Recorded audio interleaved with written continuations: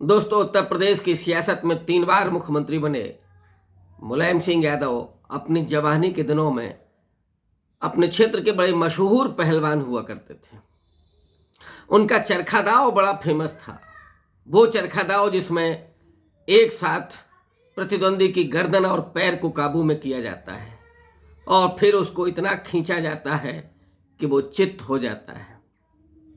मुलायम सिंह यादव ने अपने राजनीतिक जीवन में न जाने कितनी बार चरखा दाव चला और अपने राजनीतिक प्रतिद्वंदियों को मात दी, लेकिन अपने आखिरी चुनाव में जब उन्होंने पूर्ण बहुमत हासिल किया और अपने बेटे को मुख्यमंत्री पद पर बिठाया, वही अखिलेश यादव अपने पिता के दिवंगत होने के बाद जब पहली बार विधानसभा में एक ऐसे मुख्यमंत्री को फेस कर रहे थे जो अपने एक्सप्रेशन में, जो अपने बोलने में और खास करके उत्तेजक बोलने में बहुत माहिर हैं। वो भूल जाते हैं कि लोकतंत्र का ये जगह उनका मठ नहीं है और यही उनकी हिम्मत अखिलेश यादव को न जाने क्या क्या कहने पर प्रेरित करती है। आपको याद होगा जब योगी आदित्यनाथ ने अखिलेश यादव पर गुस्से में टिप्पणी करते हुए कहा कि निर्लज्ज तो तुम हो, बेशर्म तुम हो, तुमने अपने बाप का भी अपमान किया है।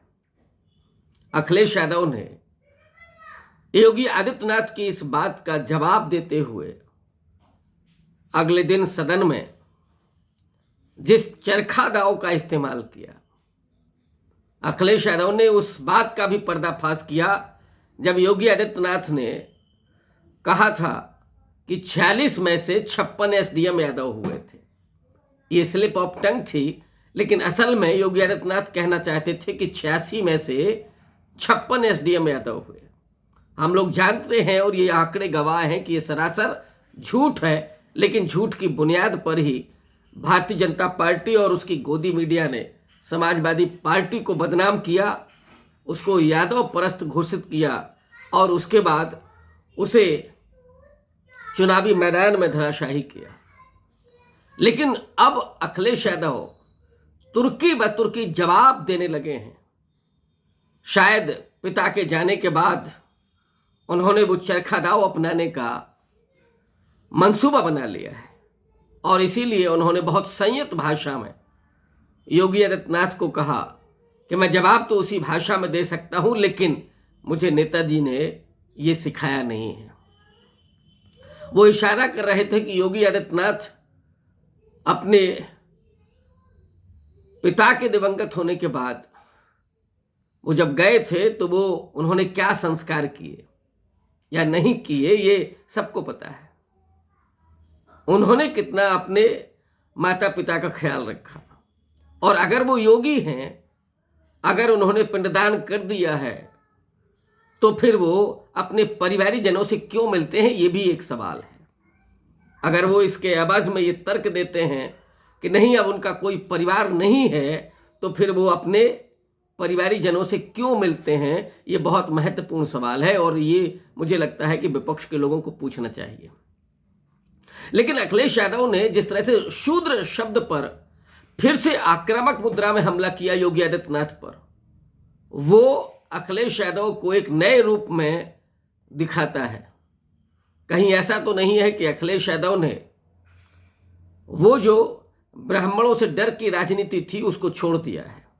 अखिलेश यादव शायद अब ये जान गए हैं कि ब्राह्मणों की नाराजगी का नैरेटिव मीडिया में चलाया जाता है, जानबूझ करके चलाया जाता है और उस समय विपक्ष के तमाम दल ब्राह्मणों को अपने साथ जोड़ने के लिए बेताब होने लगते हैं और उसका नतीजा क्या निकलता है कि जो उनका अपना आधार वोट है वो उनके हाथ से निकल जाता है और ब्राह्मण तो अपनी आधार वाली पार्टी को वोट करता है, यानी बीजेपी को वोट करता है।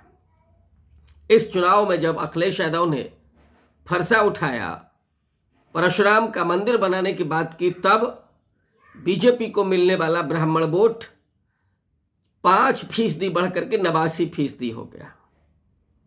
और एक ज़माना था 2007 में जब मायावती और बीएसपी पार्टी के आगे नारा लगे थे कि ब्राह्मण शंख बजाएगा हाथी बढ़ता जाएगा। उस समय ब्राह्मणों ने सिर्फ 16.5% वोट किया था बीएसपी को, लेकिन बीएसपी को जिताने का सारा श्रेय ब्राह्मणों ने लूटा। और उसका परिणाम ये हुआ कि बीएसपी का अपना जो आधार वोट बैंक था, जो जनाधार था, वो धीरे धीरे दूर होता चला गया। और ब्राह्मणों के उस नैरेटिव ने बीएसपी की जमीन को खोखला कर दिया। शायद अखिलेश यादव अब इस बात को जान गए हैं कि जो ब्राह्मणों की नाराजगी का नैरेटिव है वो दरअसल विपक्ष को भ्रमित करने के लिए होता है और उनकी जमीन को खोखला करने के लिए होता है। इसीलिए अखिलेश यादव ने एक बार फिर से पूछा योगी आदित्यनाथ से कि वो बताएं कि ये शूद्र होता क्या है। और उन्होंने ये भी कहा कि अगर शूद्र नहीं हो, शूद्रों की ढाल नहीं हो, तो बीजेपी में सत्ता में कभी पहुंचने की स्थिति नहीं बन सकती। माने बीजेपी कभी सत्ता हासिल नहीं कर सकती बिना शूद्रों के, माने बिना ओबीसी के। तो क्या अखिलेश यादव अब सामाजिक न्याय की राजनीति करने के लिए सीधी लड़ाई में हाजिर हो गए हैं? जाति जनगणना का सवाल वो डट करके उठा रहे हैं। वो इस समय रामचरितमानस की उन चौपाइयों को लेकर के जब स्वामी प्रसाद मौर्य बहुत आक्रामक मुद्रा में हैं, उनकी बातों में अपनी सहमति जाहिर करते हुए पूछ रहे हैं कि शूद्र आखिर कौन है।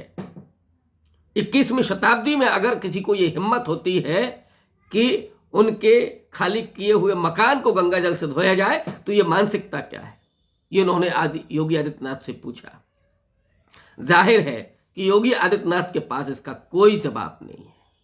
तो क्या अखिलेश यादव अब उत्तर प्रदेश के स्टालिन होने जा रहे हैं? क्या अखिलेश यादव ने ठान लिया है कि अब लड़ाई सीधे सीधे 15 बनाम 85 की होगी?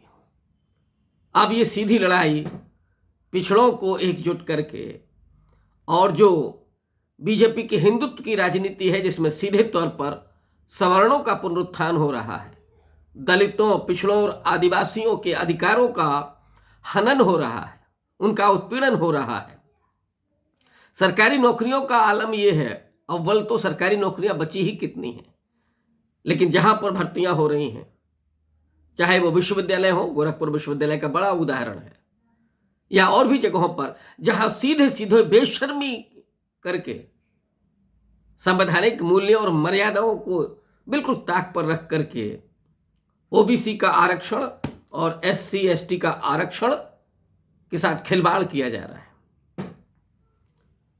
और इसीलिए अखिलेश यादव ने अब यह तय कर लिया है कि वे इस लड़ाई को सीधे तौर पर लड़ेंगे। आज वो तमिलनाडु में हैं और ऐसे लगता है कि स्टालिन से मुलाकात के बाद वो और ज्यादा चाक चौबंद होंगे। क्या वे पेरियार ललाई सिंह यादव, रामस्वरूप वर्मा, बाबू जगदेव कुशवाहा से होते हुए जो सामाजिक न्याय के हमारे नायक हैं, बाबा साहब भीमराव अंबेडकर, ज्योतिबा फूले, माता सावित्रीबाई फूले, उन सबके मूल्यों पर क्या वो अब चलेंगे और राजनीति को नई धार देंगे? अगर ऐसा होता है तो जाहिर तौर पर उत्तर प्रदेश में ये जो जमीन, जो हिंदुत्व की सबसे उर्वर जमीन मानी जाती है, लेकिन ये जमीन सामाजिक न्याय के लिए भी सबसे उर्वर जमीन है। ये वही जमीन है जहां बाबरी मस्जिद के विध्वंस के बाद नारा लगा था, मिले मुलायम कान श्री राम, हवा में उड़ गए जय श्री राम। आज भी सामाजिक न्याय की राजनीति, आज भी दलित और पिछड़ों के न्याय की राजनीति में वो दम है कि एक कमंडल नहीं, तमाम कमंडलों को धराशाही किया जा सकता है। क्योंकि अखिलेश यादव ने जिस बात को कहा कि यही शूद्र जिसकी ढाल नहीं होती तो ये सत्ता में कभी नहीं आ पाते, ये इल्म अब अखिलेश यादव को हो गया है।